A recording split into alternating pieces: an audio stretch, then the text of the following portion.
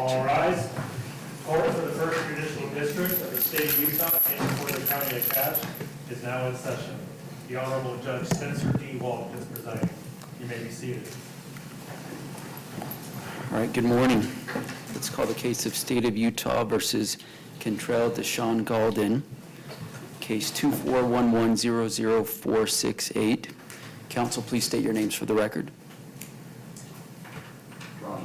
Aaron Jossie for the state. Drew Finling and Zach Finling on behalf of Mr. Gaulden.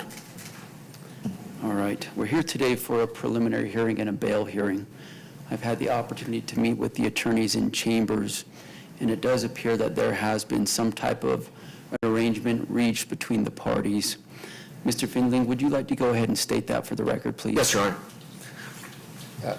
Your Honor, counsel for the state and myself have been in negotiation really since yesterday, but throughout this morning, and I've explained those negotiations to Mr. Gaulden. We are going to waive a preliminary hearing in this matter. In exchange for that, a bond will be set at $100,000. Mr. Gaulden will be able to use a commercial company to make that bond. That will be an aggregate bond covering everything in total as contained in the charging instrument. All right. Thank you, Mr. Finling. Mr. Keller, does that accurately represent the agreement that's been reached between the state and Mr. Gaulden? Yes, it does, Your Honor. All right. Mr. Gaulden, have you had enough time to speak to your attorneys about this decision to waive your right to your preliminary hearing? Yes. All right. Do you understand that the standard at a preliminary hearing is a much lower burden of proof that the government would have to meet than at trial?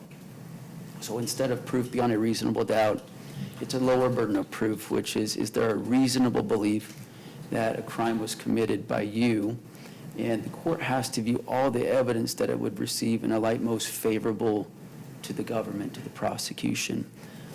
Understanding that legal standard and having had discussions with your attorneys, do you hereby waive your right to your preliminary hearing?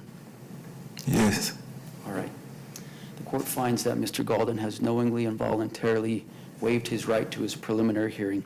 He will be bound over for trial on all the charges set forth in the information, the charging document in this case.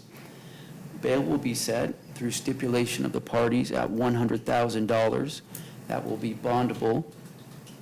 And in talking to the attorneys, it sounds like they would like to set this out for an arraignment at a later point in time. Mr. Finling, would you like to go ahead and articulate anything specific related to that?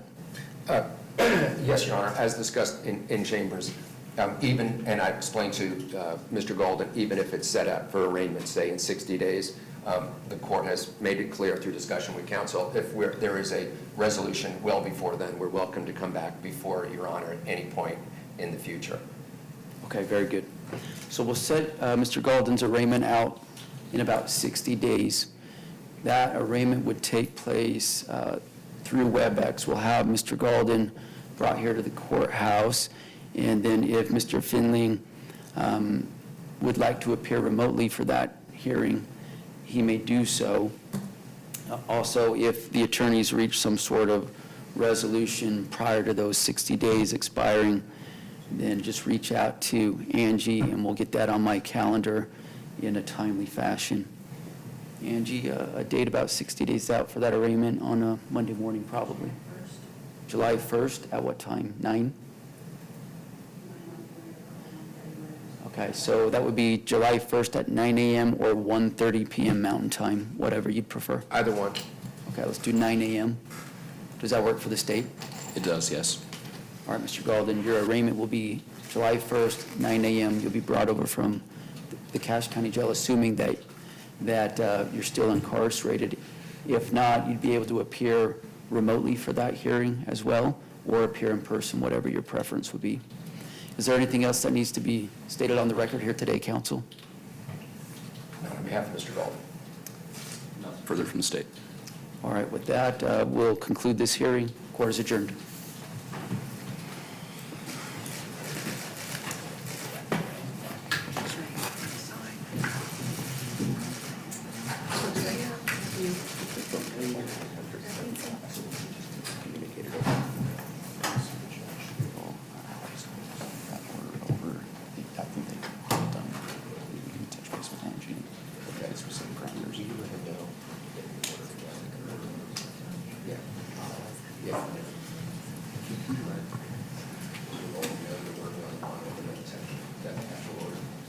Just let them know that's what we do.